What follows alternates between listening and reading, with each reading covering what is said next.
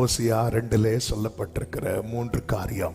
இந்த 3 காரியம் நம்ம லைஃப்ல வரும்போதே நமக்குள்ள இந்த கேள்வி வந்துடும். அவ்வளவுதான், ஆண்டவர் கைவிட்டார், முடிஞ்சது, எல்லாம் போச்சுது போ, நான் இவ்வளவு நாள் காத்திருந்த ஒரு யூஸுமே இல்லை, வாக்கு தத்துவம் கிடையாது, நீ ஆண்டவரும் கிடையாது, நீ அப்படி ஒரு நிலைமைக்கு வர்ற அளவுக்கு இந்த 3 காரியங்கள் இருக்கும். அந்த 3 காரியத்தை நான் ஆரம்பத்திலே சொல்லிவிடுகிறேன். ஒன்று, பாதையை காணக்கூடாதபடிக்கு மதிலை எழுப்புகிறார். ஓசியா 2:6.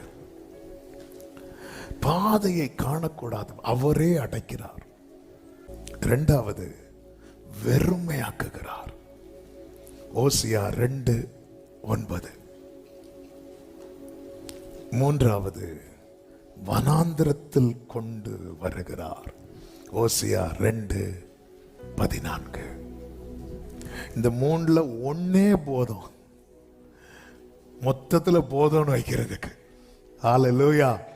இந்த இடத்துல தான் அநேகர் என்ன பண்றாங்கன்னா, எல்லாமே முடிந்தது அப்படி சொல்லிட்டு, இந்த எசேக்கியாவை பார்த்தீங்களா, சனகரி பிரச்சனை வந்த போது எசேக்கியா கர்த்தரை நோக்கி அப்படின்னு இருக்கும். அவ்வளவுதான், உன் கதை எல்லாம் முடிஞ்சதுங்கிற செய்தி வந்ததும் எசேக்கியா சுவர்புறமாய் திரும்பி அப்படின்னு இருக்கும். ஆமென், எல்லாம் முடிஞ்சது. அவரே மதிலை எழுப்புறார், பாதையை காணக்கூடாதபடிக்கு கொடுத்த எல்லாத்தையும் பறிக்கிறார். ஆண்டவரே, காத்திருக்கிறவர்கள் புது பலன் அடைந்து கழுகுகளை போல செட்டைகளை அடித்து, இப்படி சொல்லிட்டு இருந்தா நீங்க எல்லாத்தையும். ஆமென். இப்போ என்ன இருக்கு? கையிலையும் இல்ல, பையிலையும் இல்ல. எப்படிங்க இருக்கும்?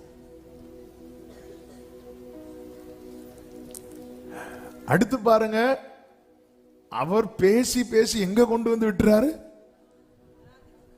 வனாந்திரத்துல கொண்டு வந்து திரும்பி பார்த்தா, இந்த வனாந்திரம் என்றாலே ஒருவரும் வாழ தகுதி இல்லாத இடம்.